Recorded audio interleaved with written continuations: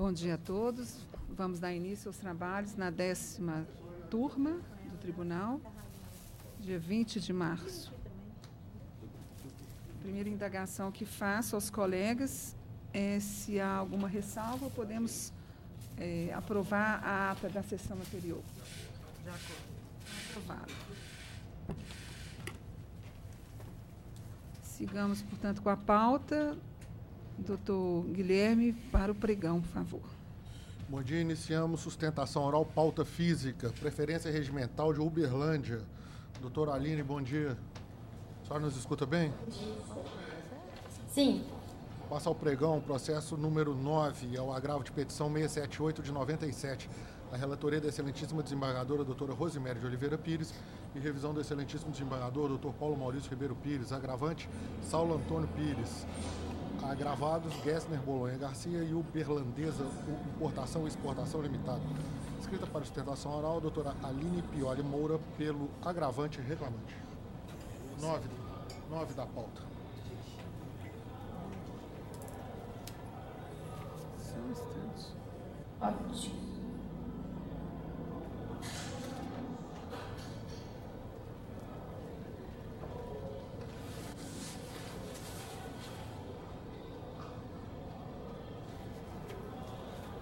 Bom dia, doutora. A proposta que submeto aos colegas e ao seu conhecimento para balizar sua sustentação nos seguintes termos. Não conheço do agravo de petição interposto por incabível, bem como por ausência de garantia do juízo. Para sua informação complementar, eu faço a leitura da ementa, que é a seguinte: agravo de petição, decisão interlocutória, não conhecimento. As decisões do juiz de primeira instância na execução que autorizam a interposição do agravo de petição são aquelas terminativas do feito ou que não permitam a impugnação posterior por qualquer meio. Decisão que determina a expedição de carta precatória possui natureza meramente interlocutória, já que não é extintiva ou terminativa do feito, não sendo passível de recurso imediato, consoante os dispositivos aqui citados. Não se conhece, portanto, dos agravos de petição interpostos. Na verdade, por incabível. A senhora tem a palavra. Tá. Ilustríssimo senhor desembargador presidente e demais componentes desta colenda turma. Serve o presente agravo para postular a reforma da decisão de folhas 217, proferida pelo juiz de primeiro grau, que deu provimento à petição de folhas 214 a 216, apresentado pelo agravado, requisitando carta precatória para a comarca de Canela, Rio Grande do Sul, para penhora e avaliação da fração ideal do imóvel, constante dos autos às folhas 217 a 219, atualmente de propriedade de Fabiola Travi Vieser. Inicialmente, excelências, cumpre esclarecer que o agravante não foi citado a desconsideração da personalidade jurídica. Apenas foi intimado a apresentar bens passíveis de penhora da empresa reclamada, conforme consta as folhas 93 dos autos principais. Ilustres julgadores, à época em que a fração ideal do imóvel, objeto da penhora, foi vendida, o agravante não era polo passivo da presente execução. Ainda há de se registrar que desde o ano de 2004, o referido bem já estava em poderes de terceiro, para devida venda, inclusive com procuração, passando todos os poderes do imóvel a este, não podendo atribuir ao executado, ora agravante, a denominada fraude de execução. Vejam, como se sabem, a pessoa jurídica tem personalidade distinta das dos seus sócios, passando eles a responder pelos créditos exequendos somente após desconsiderada essa personalidade em juízo, com a devida citação, o que não ocorreu com o executado, uma vez que não foi citado da desconsideração da personalidade jurídica, sendo apenas intimado para indicar bens da empresa reclamada. Ademais, excelências, ainda que fossem acolhidos argumentos constantes na petição do agravado, no caso em exame tem-se que a jurisprudência atual entende que o marco para a caracterização da fraude de execução é a determinação de desconsideração da personalidade jurídica da empresa, com a consequente citação dos sócios. Assim, na data de 11 de agosto de 2008, ou seja, 4 anos antes do agravante figurar como executado nos autos em epígrafe, o imóvel supramencionado foi vendido para a senhora Fabiola, adquirente de boa-fé, uma vez que, conforme consta das folhas 46 do Registro de Compra e Venda, inexistiam quaisquer ações ou ônus em relação ao imóvel. Logo, não me parece justa a penhora de bem vendido antes da inserção do agravante ao polo passivo da execução, sendo que sequer este fora citário da desconsideração da personalidade jurídica. Finalizo aqui minhas palavras pugnando de Vossas Excelências que deem provimento ao presente agravo à petição com a consequente reforma da decisão proferida pelo juiz de primeiro grau, que decretou a penhora e avaliação da fração ideal do imóvel de atual propriedade de Fabiola Travivieser, uma vez que inexistia demanda capaz de reduzir o agravante na data da alienação do bem, não ficando configurada fraude de execução. Obrigada. Doutora, a senhora fez a leitura da sua sustentação oral, mas não se ateve ao fato de que nós não estamos conhecendo, no caso, a minha proposta de não conhecimento do agravo, porque ele está assim surgindo contra uma expedição de carta precatória para penhora e avaliação. E aí a sua fundamentação é toda no mérito. Eu vou indagar primeiro aos colegas se eles concordam com a minha proposta, porque senão nós paramos aqui, sem examinar o mérito, que certamente será renovado por Vossa Senhoria na oportunidade, mais à frente, depois da penhora, enfim. Colega Paulo Maurício. De acordo. Doutora Olívia. De acordo. Então, fica proclamada a unanimidade nos termos do voto da relatora de não conhecer do recurso por incabível e ainda ausente a garantia do juízo. Mais um reforço. Doutora, bom dia. Bom dia. Próximo, por favor. Os demais advogados, sustentação oral, pauta física, não compareceram. Passamos a PJE. Sala da relatoria da excelentíssima desembargadora, doutora Rosemary de Oliveira Pires. Os processos com preferência regimental à distância, juiz de fora ainda não está liberado não, né? Já está. Juiz de fora. Bom dia. Levanta. Doutor João Batista.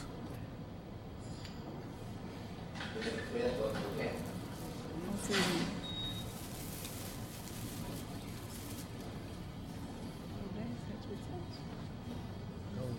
10.295, processo número 5 da pauta. Doutor João Batista, bom dia. Bom dia a todos os desembargadores. Bom dia a todos. Bom dia.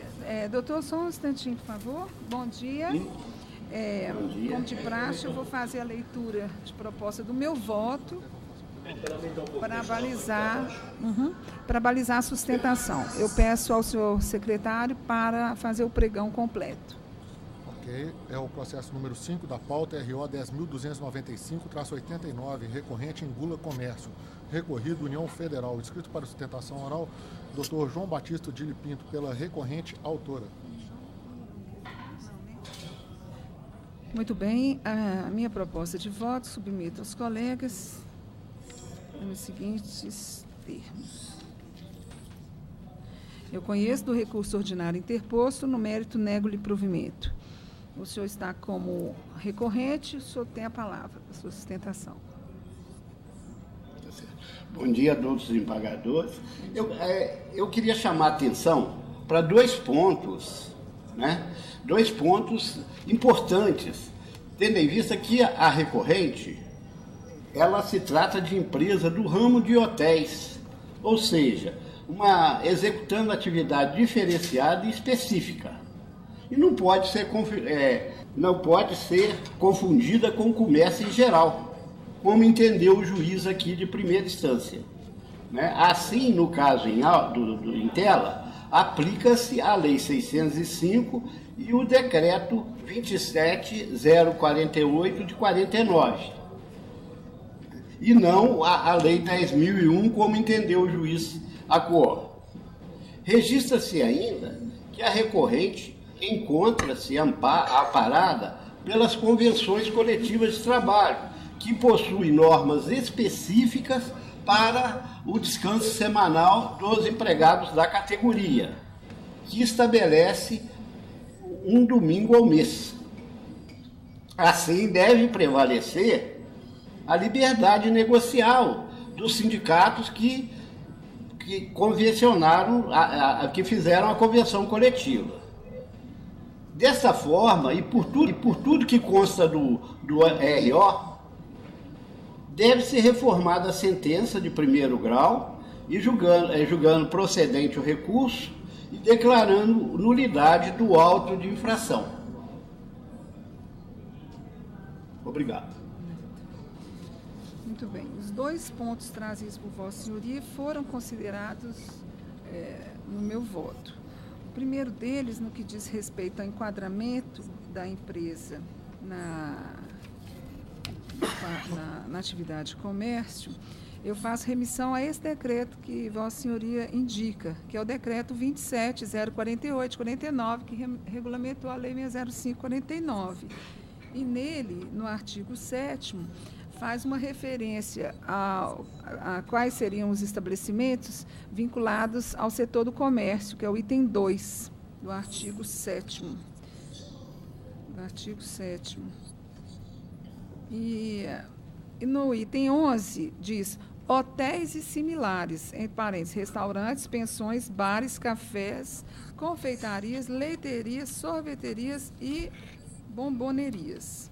No caso, portanto, me parece induvidoso que sua empresa estaria enquadrada dentre o rol das atividades de comércio.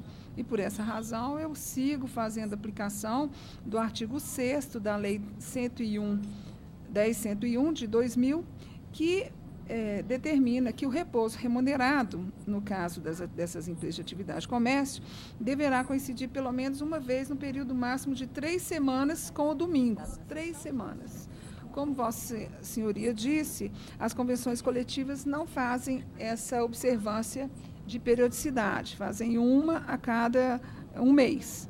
E, por isso, eu faço referência à posição do juiz singular, que eu encampo, no sentido de que a lei sobrepõe-se às demais fontes secundárias do direito, de modo que são nulas as normas coletivas que, no caso, suprimem direitos, esses os termos da primeira instância, que, ora, eu confirmo. É a minha posição e eu indago aos colegas se tem alguma divergência. Doutor Paulo? De acordo. Doutora Olívia?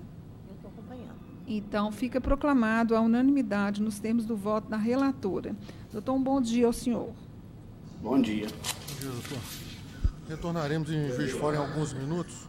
Doutor Paulo Roberto se encontra presente? Sim, estou, excelência. Só alguns minutos nós retomaremos aí em Juiz de Fora, na sala do doutor Vitor. Pois. Por hora, seguimos aqui com o processo, a sala da relatoria, ainda da excelentíssima desembargadora, doutora Rosemary Oliveira Pires. Presencial, o único processo que nós temos é o número 9. 9 é o RO 7.787-15.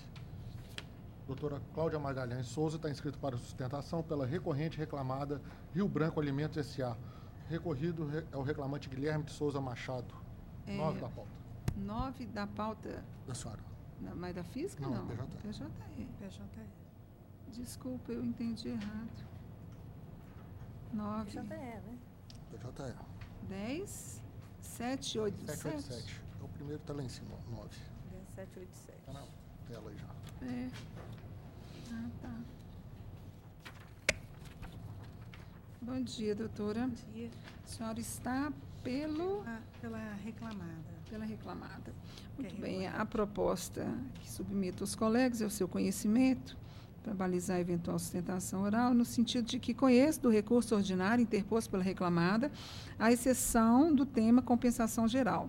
No mérito, eu peço aos colegas que observem o erro material, que eu corrijo, dou provimento parcial ao recurso da reclamada para excluir a condenação ao pagamento de horas extras pela ausência de intervalo de recuperação térmica e seus reflexos, reduz o valor da condenação de 28 para 20 mil, com custas fixados em R$ 400 pela reclamada, que poderá pedir a devolução do excesso na forma regulamentar. Portanto, todos os outros itens do processo, do recurso, tiveram a negativa de provimento, jornada, honorários periciais, insalubridade. Doutora, a senhora tem a palavra. Muito obrigada. Excelentíssima senhora desembargadora, presidente dessa egrégia turma, outros desembargadores que a integram, ilustres representantes do Ministério Público aqui presentes, senhores secretários, inicialmente um bom dia. Naquilo que já houve o provimento dado ao recurso da Ré, eu pediria que fosse acompanhado já o voto proferido pela ilustre desembargadora relatora. No entanto, com a devida vênia, eu passo a sustentar os outros pontos do recurso, pedindo um elastecimento neste provimento, porque entende a Ré que, quanto ao adicional de insalubridade deferido em primeira instância, há necessidade de correção do julgado nesse aspecto, porque houve o atendimento da Ré às normas regulamentadoras com fornecimento correto de equipamentos de proteção individual, não só de blusão, trata-se aqui de um trabalhador que era repositor de vendas, que transitava por vários estabelecimentos comerciais, verificando nesses estabelecimentos supermercados e congêneres afins, estabelecimentos afins, verificando se os produtos estavam devidamente expostos e, eventualmente, teria que adentrar numa câmara fria para pegar um produto que não estivesse na prateleira ou na gôndola, para, assim, trazê-lo novamente à exposição do público cliente. No entanto, essa exposição que o sentenciante de primeiro grau entendeu ser contínua, a prova pericial e também a própria instrução do feito, com depoimento do próprio autor, trouxe uma realidade diversa, no sentido de que esse contato com o agente frio, quando existiu, além de eventual, houve a proteção. Isto porque não foi somente um blusão frigorífico que o reclamante recebeu. A Ré trouxe aos autos a ficha de EPIs, onde se demonstra e comprova que ele recebeu todos os outros EPIs necessários para a entrada em câmara fria, que, repito, desculpe, era eventual, e que, além disto, a exposição do empregado ao agente frio também não se dava de forma contínua, até mesmo porque a dinâmica da sua rotina de trabalho não permitia que ele ficasse o tempo todo num ambiente frigorificado, pois ele, no mesmo dia, se deslocava para estabelecimentos diferentes e, a maior parte do tempo, nestes estabelecimentos comerciais, ele ficava dentro do salão do supermercado, que é frequentado por clientes, assim como todos nós, não podendo ser considerado este ambiente em que ele passou a maior parte do seu horário de trabalho, considerado insalubre a ponto de fazer jus ao adicional de insalubridade.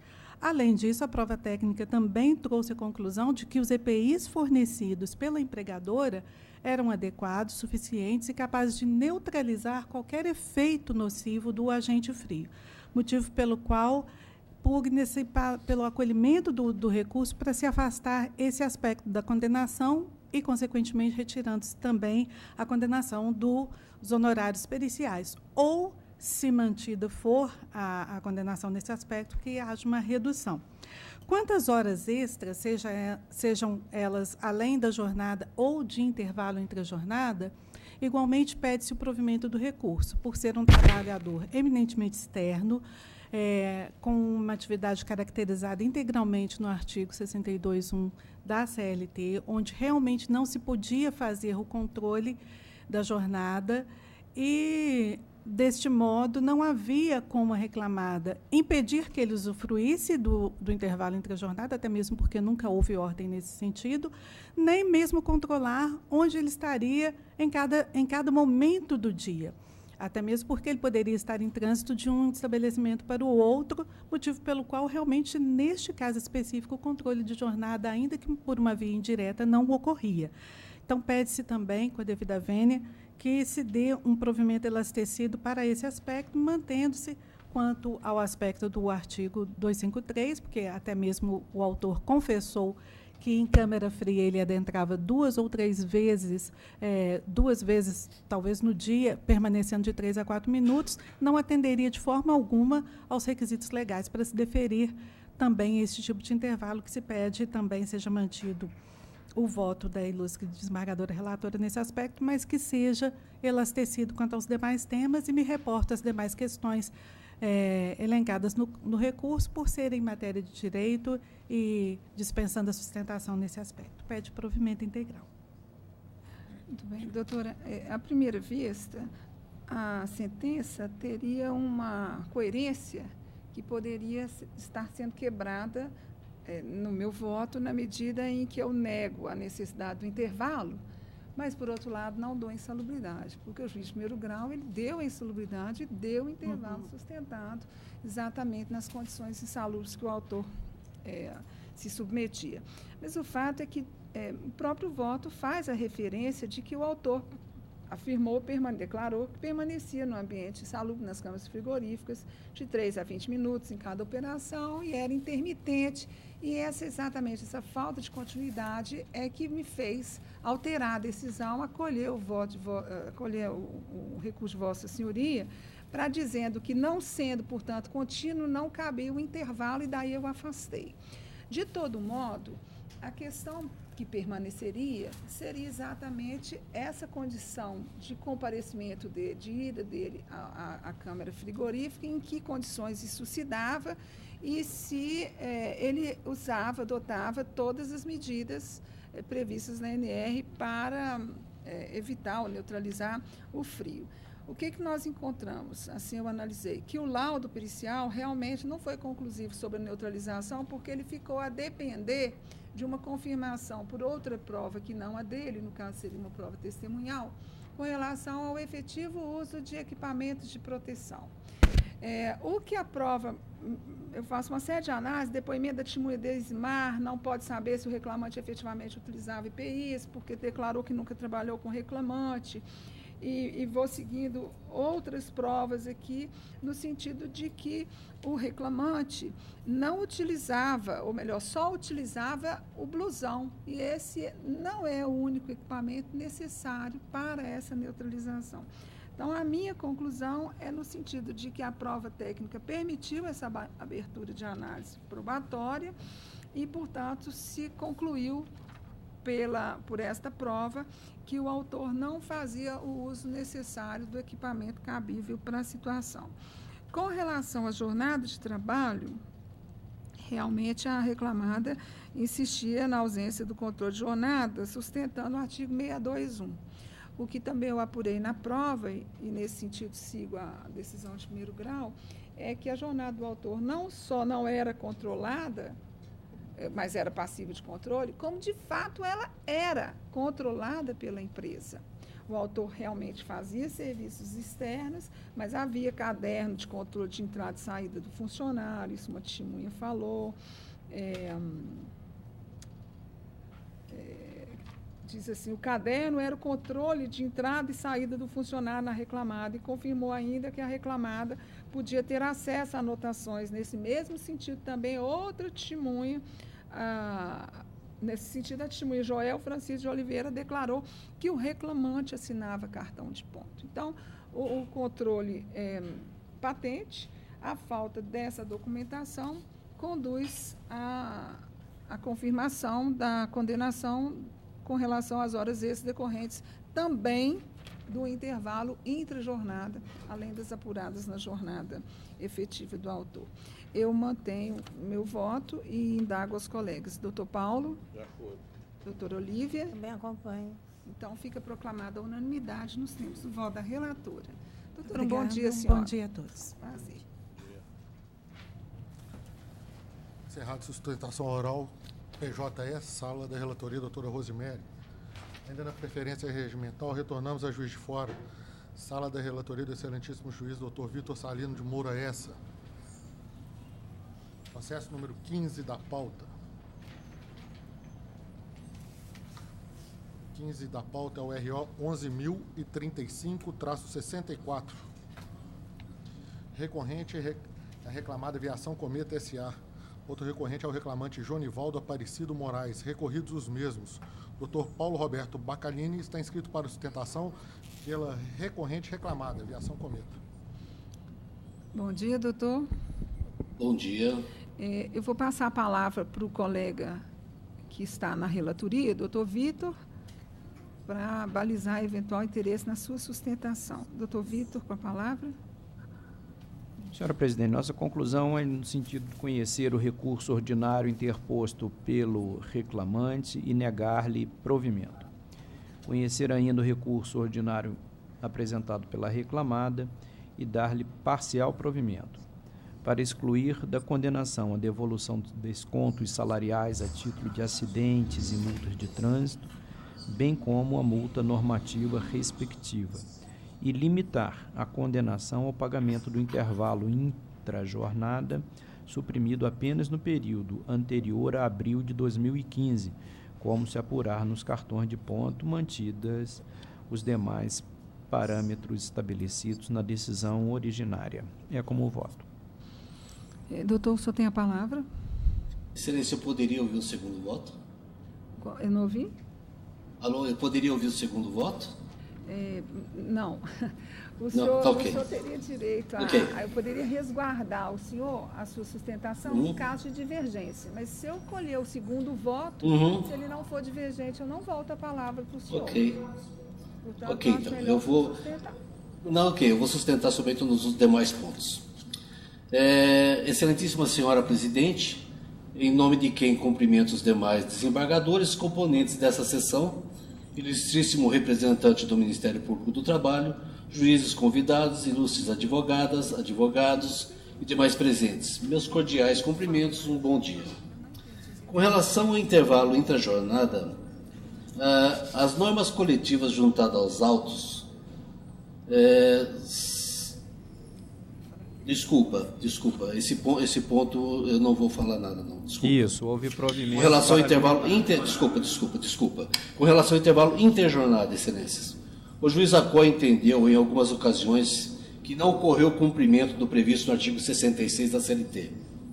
Ocorre, excelências, que há uma norma coletiva que permite o fracionamento desse intervalo em 9 horas mais 2 a título de compensação, e tal previsão está contida na CCT de 2014-2016, em sua cláusula 56, juntada aos autos. Diante da norma coletiva acima mencionada, não pode o julgador simplesmente desconhecer a avença entre as partes, devidamente representadas por seus respectivos sindicatos, de que o intervalo previsto no artigo 66 da CLT possa ser compensado em outro dia, justamente em decorrência das características que envolvem tais atividades. Diante do exposto, requer-se a reforma da sentença neste tópico, que deferiu o pagamento do período suprimido do intervalo previsto no artigo 66 da CLT, sem, contudo, observar as compensações porventura ocorridas. Com relação aos domingos e feriados dobrados, o meritíssimo juiz Primevo determinou o pagamento e sentenciou quanto ao pagamento em dobro dos repousos semanais remunerados, concedidos após o 7º dia consecutivo de trabalho. Restou evidente mais uma vez que deixou o julgador de apreciar a compensação prevista das normas coletivas, assim como deixou também de observar que a recorrida, quando impossibilitada de efetuar a compensação prevista, efetuou o pagamento da dobra a título de folga trabalhada no mês, com o código 034 nos contra-cheques, já que o principal já fora quitado quando do pagamento mensal. Mais uma vez, requer a reforma da decisão do juiz de primeira instância, excluindo o pagamento das horas de DSRs trabalhados que foram suprimidas, evitando-se assim o bis in idem. Com relação ao cancelamento do plano de saúde dos danos morais, a sentença que determinou o pagamento de dano moral, por entender que ficou evidenciada a conduta antijurídica da reclamada, não merece prosperar. Diferentemente do alegado, conforme o documento ID DCA 2D97, página 1, o cancelamento do plano médico se deu por única e exclusiva vontade da operadora, diferentemente do alegado pelo recorrido, e dessa forma, coube a recorrente buscar por uma outra operadora que atendesse às necessidades de seus ex-colaboradores e colaboradores. O documento em questão demonstra que houve a comunicação da referida mudança a todos os envolvidos e que mantiveram seus contratos atualizados, porém, sempre manteve aberta a possibilidade de contato direto entre o recorrido e a recorrente, através do setor de benefícios da recorrente. Lamentavelmente, o recorrido buscou ganho financeiro através do presente processo e sequer procurou qualquer contato para com a recorrente, para informar com relação à continuidade ou não do plano médico. Salientamos que uma das condições para a manutenção do mesmo, do plano médico, é o pagamento mensal da parte que lhe cabia, e nem por isso buscou contato com a recorrente, demonstrando assim que não havia real interesse em sua manutenção. Assim, descabida a aplicação de pagamento de indenização por dano moral, pela alegada atitude antijurídica, devendo a sentença ser reformada em mais esse ponto. Dessa forma, pede o provimento integral. Obrigado. Doutor Vitor. Eminentes julgadores, com relação ao intervalo interjornada, a despeito da autorização dada pelo instrumento coletivo, o nosso voto é no sentido de que a norma precisa contemplar o regramento atinente à saúde e segurança do trabalhador, daí porque o juízo não está dando guarida à pretensão recorrente. Quanto à compensação, estamos aplicando a OJ 410, invalidando o ajuste, promovido.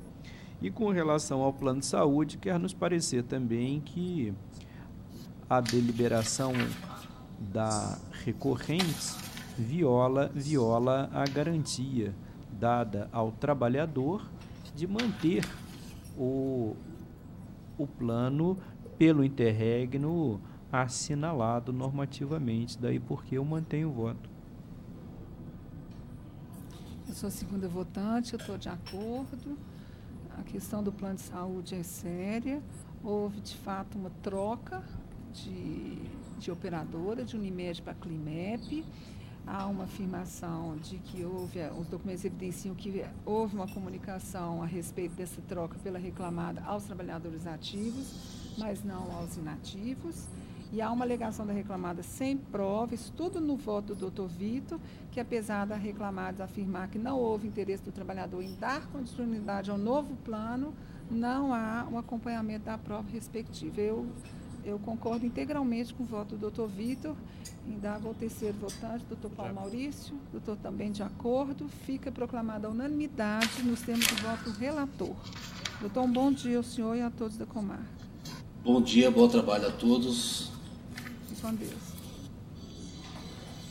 Próximo. Encerradas as preferências regimentais, retornamos à sala da relatoria do excelentíssimo desembargador doutor Paulo Maurício Ribeiro Pires. Primeiro processo é o número 1 da pauta, agravo de petição 376-82. Inscritos para sustentação oral, a doutora Fabrícia Vieira Santos de Rezende, pela gravada IBM, e o doutor Leonardo Ribeiro Salomão, pelo Sindicato dos Empregados em Empresa de Processamento de Dados e Serviços de Informática do Estado de Minas Gerais. Processo número 1 da pauta. Não está abrindo. Meu não está abrindo. Está abrindo aqui, doutor. Só um minuto. Abre direto para o senhor. Quem tem a palavra primeiro? A palavra primeiro é o doutor Leonardo, pelo Sindicato dos Empregados. Bom dia, os ilustres advogados. Eu não atuo na tríade de julgamento, portanto, minha participação se limita à presidência desse julgamento específico. Dou a palavra ao relator do voto, doutor Paulo Maurício.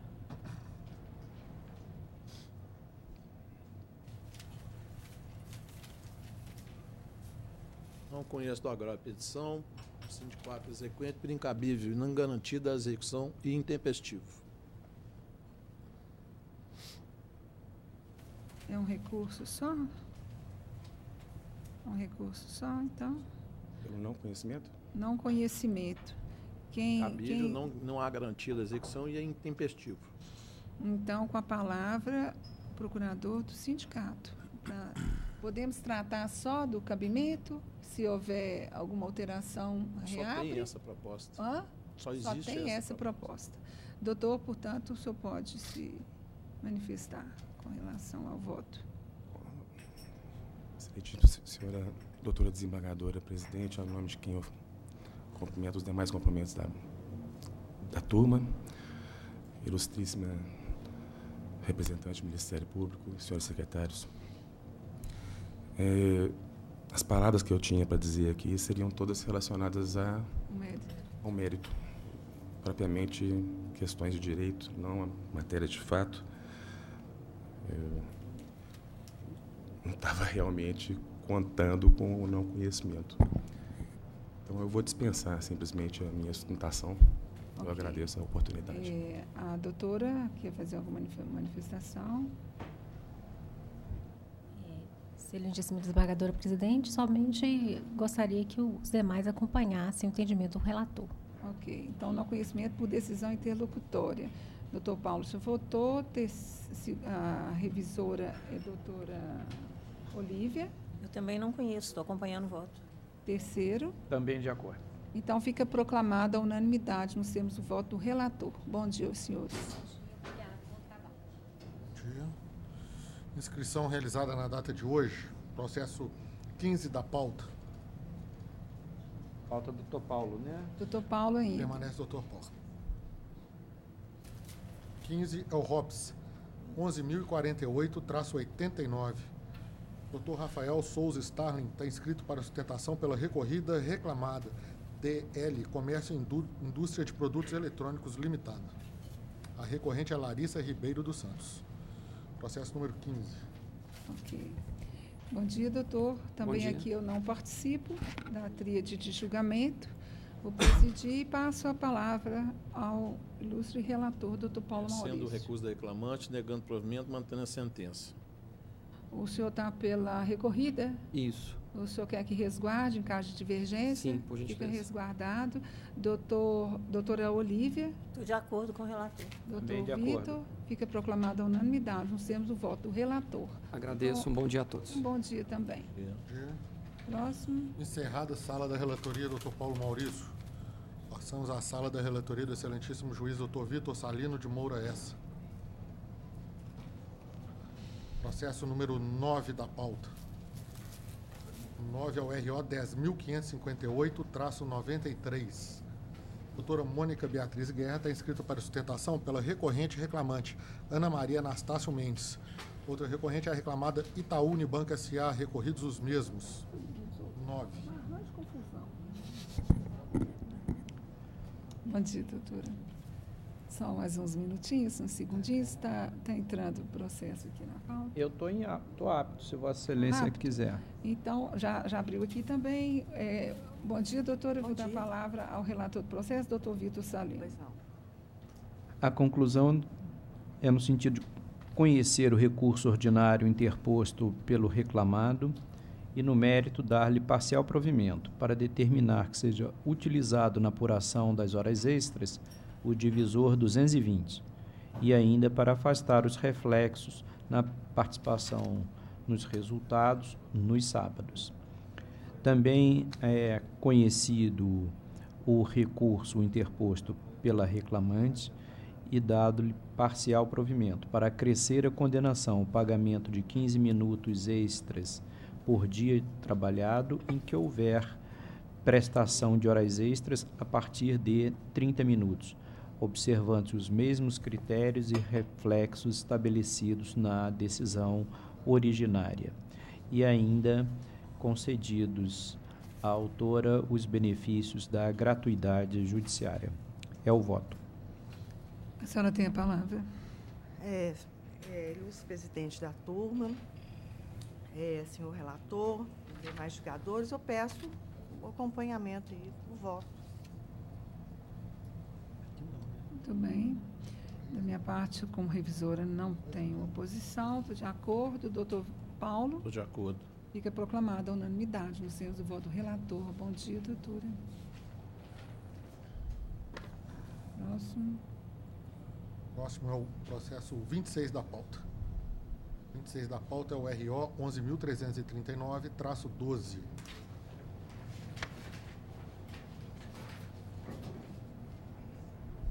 Doutora Maria Luísa Pereira Sá está inscrita para sustentação pela Associação Salgado de Oliveira de Educação e Cultura, recorrente reclamada. E o doutor Geraldo Hermógenes de Faria Neto, pela recorrida reclamante Carla Fenícia de Oliveira. 26, está na tela. Recorrente associação. Com a palavra o doutor Vitor. Bom dia, doutores. Bom dia. Palavra do doutor Vitor. Conheço e nego, destacando que o efeito suspensivo vindicado está afastado. Muito bem. Com a palavra, procuradora do recorrente. Excelentíssimos senhores desembargadores e os demais presentes, eu gostaria de desejar um bom dia a todos, primeiramente. O caso trata-se de pedido de estabilidade da reclamante e ela elenca na sua petição inicial 3 motivos iniciais. O primeiro, em relação à estabilidade de dirigente sindical, que foi afastada pela sentença, tendo em vista que ela não comprovou estar entre os 7 dirigentes sindicais previstos no artigo 522 da CLT, muito corretamente.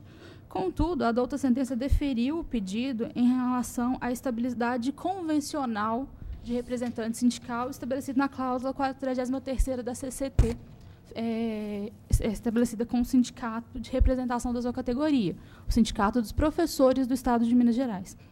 Afirma o juiz sentenciante que a RAIs apresentadas aos autos indicaria que a reclamada possuiria 392 e 390 empregados, né, em 2014 e 2015, respectivamente. E, por isso, o estabelecido na cláusula 43ª da CCT seria aplicável à reclamante, tendo sido eleita representante sindical. A cláusula 3ª afirma que, na empresa, assim considerada a entidade mantenedora de um ou mais estabelecimentos de ensino com mais de 200 empregados, é assegurada a eleição direta de um representante deles, com garantias do artigo 543 e seus parágrafos da CLT. Excelências, eu gostaria só de destacar aqui que a RAIS juntada engloba todos os empregados da reclamada, inclusive, né, técnicos e pessoal de serviços gerais, etc.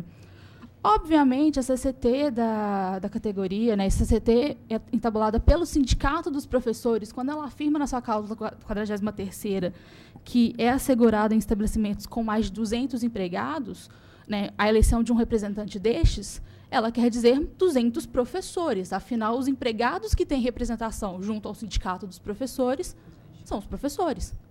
Então, nós entendemos que ela não teria direito a essa estabilidade de representação de sindical, tendo em vista que professores, à época da sua eleição para representante sindical, eram meramente 190, não 392 e 390, como entendeu o juiz de primeira instância. A reclamada possuía 190 professores, ou seja, 190 participantes daquele sindicato dos professores. E, por isso, nós entendemos que ela não tem direito a essa garantia convencional. Da mesma forma, por isso que nós requeremos a suspensão do recurso, e aqui eu vou elencar 3 razões principais, né, a concessão de efeito suspensivo ao recurso e a modificação da medida liminar deferida. Primeiro, porque entendemos que essa estabilidade deferida, em caso de sua manutenção, ela daria direito à indenização dos salários relativos ao período de estabilidade e não à reintegração ao trabalho. Além disso, essa estabilidade ela teria terminado em novembro de 2017, ou seja, ela já se encerrou. Então, não havia motivo para a manutenção da reclamante em seu posto de trabalho. E outro motivo, excelências, eu gostaria de destacar, é que a reclamante ela pugna a estabilidade, entre outros argumentos, por ser arrimo de família, por necessitar do trabalho, mas ela mesma afirma em sua inicial que já se aposentou. Ou seja, ela não tem a necessidade, como arrimo de família, de manutenção deste emprego. Então, excelências, é por isso que nós requeremos É por isso que nós requeremos que sejam julgados improcedentes os pedidos, tendo em vista que entendemos que ela não tem essa estabilidade convencional, pelos motivos já expostos, e não tem as demais estabilidades requeridas, que ela requer várias em sua peça inicial, pelos motivos já expostos na defesa e no recurso ordinário. Muito obrigada. Com a palavra, ilustre advogado da Carla, recorrida. Excelentíssima desembargadora presidente, uma pessoa da qual cumprimento todos os demais presentes, data máxima vênia, pela exposição feita pela colega que me antecede, vários pontos merecem ser ressaltados e, novamente, pedindo vênia, retificados em relação à argumentação colocada. Em primeiro lugar, cumpre esclarecer que a recorrida vem sendo, exatamente por ser uma dirigente sindical extremamente ativa, atuante, representante da categoria dos professores no estabelecimento, vem sendo efetivamente perseguida pela instituição de ensino nos mais diversos níveis. Isso pode ser comprovado porque a história começa no ano de 2015, quando a reclamante, que além das suas, quando a doutora que me antecede cita suas 3 condições de estável, ela, durante um período de pré-aposentadoria e ainda na condição de dirigente sindical, ela foi demitida. Houve uma decisão em nível de tutela de urgência, ela foi reintegrada ao trabalho por força de liminar. Durante o transcurso do período que essa liminar teve vigência, ela foi eleita representante sindical. Quando veio a decisão de mérito, que não reafirmou essa decisão, a instituição, mesmo ela tendo sido eleita representante sindical, a demitiu, e é essa dispensa que agora se discute. Então, essa já não é, essa já é a segunda reintegração judicial determinada à obreira, exatamente pela sua atividade sindical. Então, em primeiro lugar, apenas para esclarecer que, efetivamente, na condição de representante sindical, não há que se falar em indenização do período estabilitário. O que se busca aqui é o direito, que obviamente a recorrida tem, de exercer o seu mandato junto à instituição de ensino, o que, diga-se de passagem, faz muito bem. Quando quando a recorrente alega que o número que é considerado para a eleição do representante sindical se restringe a professores, basta ler a cláusula 43ª da Convenção, que fala: na empresa, assim considerada entidade mantenedora de um ou mais estabelecimentos de ensino com mais de 200 empregados, é assegurada a eleição direta de representante de um deles com as garantias do artigo 543 e seus parágrafos da CLT. Como a discussão e a sentença se pautou na condição de representante sindical estabelecida na cláusula 43ª, não iremos discutir nesse momento, e não foi matéria do recurso especificamente, a questão em relação a recepcionamento ou não do artigo 522 da CLT. Portanto, reitero-se, não há que se falar em indenização de período estabilitário, está se falando no exercício do mandato. Ela tem o direito, que a sentença foi extremamente coerente, bem fundamentada e acertada. E em relação à interpretação que a instituição de ensino hora recorrente tenta dar à convenção coletiva, a cláusula é literal e embasou a sentença com todos os seus fundamentos. Portanto, o que se pede é a manutenção da decisão de primeiro grau, assim como o voto da relatoria pede justiça. Doutor Vitor. É isso, né? A proposta de restrição da garantia de emprego não nos parece encontrar respaldo na Constituição nem no instrumento coletivo. Eu mantenho o voto no particular. Remanesce uma questão atinente a o número de empregados versus o número de professores. A norma não faz esta seleção. A empregadora é uma grande empregadora do setor, né, a recorrente. de modo que conhece a norma. E se quisesse um efeito diferente, teria feito o seu sindicato manifestar em sentido contrário. Então, a essa altura, não nos parece razoável restringir a atividade sindical e interpretar a norma de modo restritivo. Eu estou mantendo o voto. Eu também sigo na mesma linha do voto e não tem nenhuma objeção. Doutor Paulo Maurício? Estou de acordo. Então, fica proclamada a unanimidade nos termos do voto do relator. Bom dia, doutores. Bom dia. Bom dia. Encerrada a sustentação oral. PJE. Estamos com a presença do advogado do processo da relatoria, doutor Paulo Maurício. No PJE?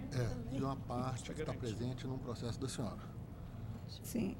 Então... Só que o processo do doutor Ricardo está presente... É do Paulo? Será retirado de pauta. Tá, pode. Podemos? Pode. Físico? Físico? PJE. Mas é só para leitura.